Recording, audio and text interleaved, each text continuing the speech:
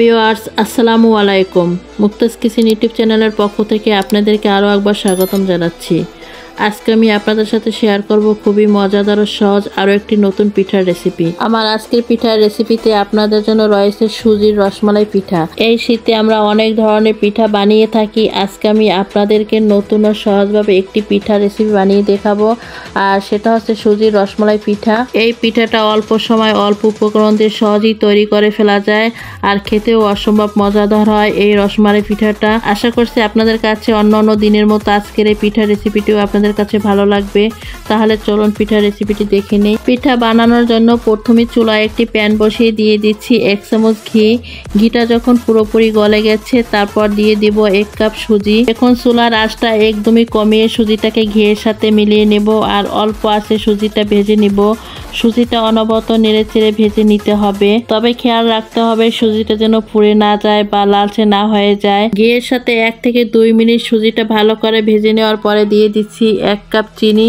চিনিটা আমি সুজির সাথে ভালো করে একটু মিশিয়ে নিচ্ছি। সুজির সাথে চিনিটা ভালো করে মিশিয়ে দেওয়ার পরে দিয়ে দিচ্ছি স্বাদ মতো লবণ। আর যে কোনো মিষ্টি জিনিসে সামান্য লবণ দিলে সেটা খেতে বেশি ভালো লাগে।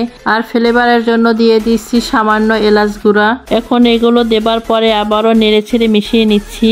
সব কিছু ভালো করে নেড়েছেড়ে মিশিয়ে নেওয়ার পর এখন দিয়ে দিচ্ছি 1 কাপ পরিমাণ লিকুইড দুধ। দুধটা আমি অল্প অল্প করে দিতে থাকবো আর মিশাতে থাকবো, তবে খেয়াল রাখতে হবে সুজিটা যেন দলা পেকে না যায়। আর নাড়তে নাড়তে দেখবেন যখন দুধটা টেনে গিয়ে আর সুজিটা ডোয়ে পরিণত হচ্ছে, তখন ওই পর্যায়ে চুলা থেকে নামিয়ে নিতে হবে ডোটা। সুজির ডোটা ঠান্ডা হতে থাক, এর ফাঁকে আমি মালাই তৈরি করে নেব পিঠার জন্য।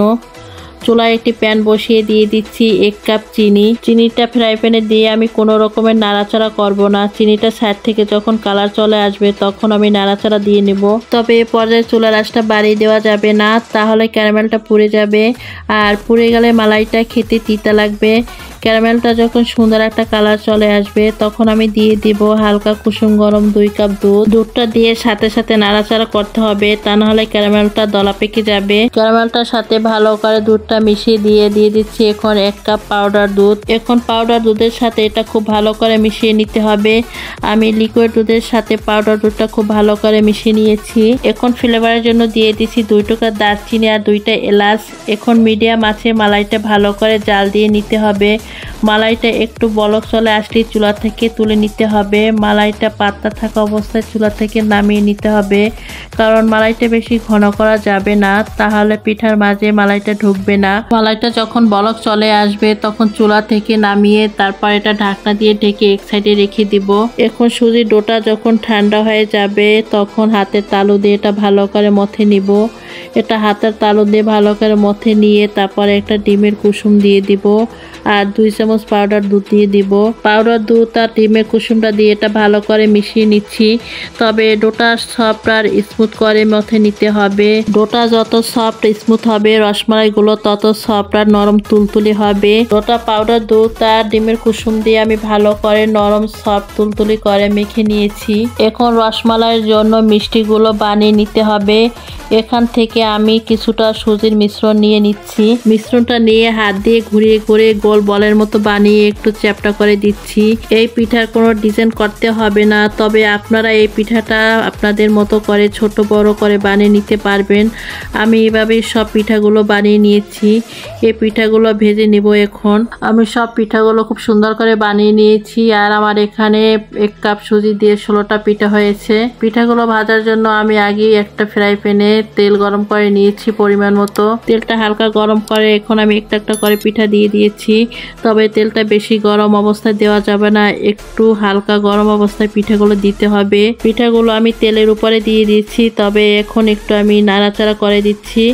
তবে খেয়াল রাখবেন পিঠাটা অল্প আছে ভেজে নিতে হবে, বেশি আঁচটা বাড়িয়ে পিঠাগুলো ভাজা যাবে না, তাহলে উপর থেকে একটা কালার চলে আসবে আর ভিতরটা কাঁচা থেকে যাবে। পিঠাগুলো মিডিয়াম আছে ভেজে নিতে হবে। পিঠাগুলো মিডিয়াম আছে, তারপর গোল্ডেন কালার করে ভেজে নিব। পিঠাগুলো আমি অপর সাইড ভালো করে উল্টি পাল্টি দিয়ে এখন অপেক্ষা করব সুন্দর একটা কালার না আসা পর্যন্ত। তবে এক পর্যায়ে দেখবেন পিঠাগুলো ফুলে তেলের উপরে ভেসে এসেছে, তখন বুঝতে হবে আপনার পিঠাগুলো একদম ঠিক আছে। আর ফুলে যাওয়ার কারণে পিঠাগুলো মালাইয়ের রসটা ভালো করে টেনে নিতে পারবে। আমি আপনাদেরকে একটা পিঠা উঠিয়ে দেখাচ্ছি তেল থেকে, আমার পিঠাটা কতটা সুন্দর ও পারফেক্ট ভাবে ফুলেছে। আর এই পিঠাটা যখন আমি মালাইয়ের ভিতরে দেব তখন খুবই সুন্দরভাবে মালাইটা টেনে নিয়ে যাবে, আর তখন পিঠাটা খেতে বেশি ভালো লাগবে। পিঠাগুলো আমি উল্টে পাল্টিয়ে ভেজে নিয়েছি। পিঠাগুলো যখন সুন্দর একটা গোল্ডেন কালার চলে এসেছে ঠিক তখনই আমি তেল থেকে তুলে নেব সব পিঠাগুলো। এখন আমি পিঠাগুলো মালাইতে ভিজিয়ে নিব। পিঠাগুলো তুলে ঠান্ডা করা যাবে না, গরম থাকা অবস্থাতেই মালাইতে দিতে হবে। মালাইটাও আর পিঠাটাও গরম থাকতে হবে। মালাইটা যেহেতু আগে করে রেখেছি তাই চুলাতে দিয়ে আবারও গরম করে নিব। গরম গরম অবস্থাতেই পিঠাগুলো মালাইতে দিতে হবে, তা না হলে পিঠাগুলোর ভিতরে মালাইটা রস ঢুকতে চাবে না। পিঠাগুলো দিয়ে আমি এভাবে নেড়ে ছেড়ে দিচ্ছি এপাশ আর ওপাশ করে। পিঠাগুলো মালাইতে দিয়ে এপাশ আর ওপাশ করে নেড়ে ছেড়ে এভাবেই ঢেকে দেব 3 থেকে 4 ঘন্টার জন্য।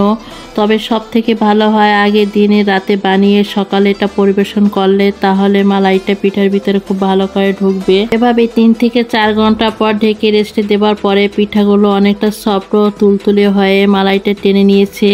আর পিঠাগুলো কালারটাও চেঞ্জ হয়ে কতটা সুন্দর হয়েছে, দেখতে কতটা লোভনীয় হয়েছে। আমি এই মালাইগুলো আপনাদেরকে পরিবেশন করে দেখাচ্ছি।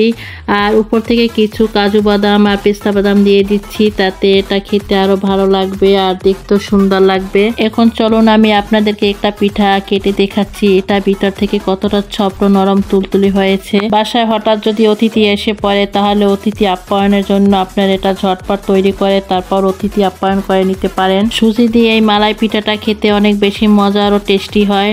নরম এই তুলতুলে রসে ভরা সুজির রসমালাই এটা একদমই সহজ রেসিপিতে সহজভাবে বানানো হয় আর খেতে অনেক মজার হয়ে থাকে। আর আপনারা অবশ্যই বাসায় একবার হলো এভাবে ট্রাই করে দেখবেন এই পিঠাটা কতটা সুন্দর ও নরম সফট ও তুলতুলে রসে ভরা খেতে হয়। আশা করছি আজকে আমার এই সুজির রসে ভরা রসমালাই পিঠাটা আপনাদের কাছে ভালো লেগেছে। যদি ভালো লেগে থাকে তাহলে আমার ভিডিওটিতে একটি লাইক কমেন্ট শেয়ার করে দিবেন। আর আমার চ্যানেলটি যদি সাবস্ক্রাইব করে না থাকেন তাহলে আমার চ্যানেলটি সাবস্ক্রাইব করে আমার পাশেই থেকে যাবেন। আর পাশে থাকা বেল আইকনটি অন করে রাখবেন যাতে এরকম আমি নিত্য নতুন মজার রেসিপি আপলোড দেওয়ার সাথে সাথে ভিডিওটি দেখার জন্য আপনাদের কাছে নোটিফিকেশন চলে যায়। আজকে পর্যন্তই, সবাই ভালো থাকবেন, সুস্থ থাকবেন। আল্লাহ হাফেজ।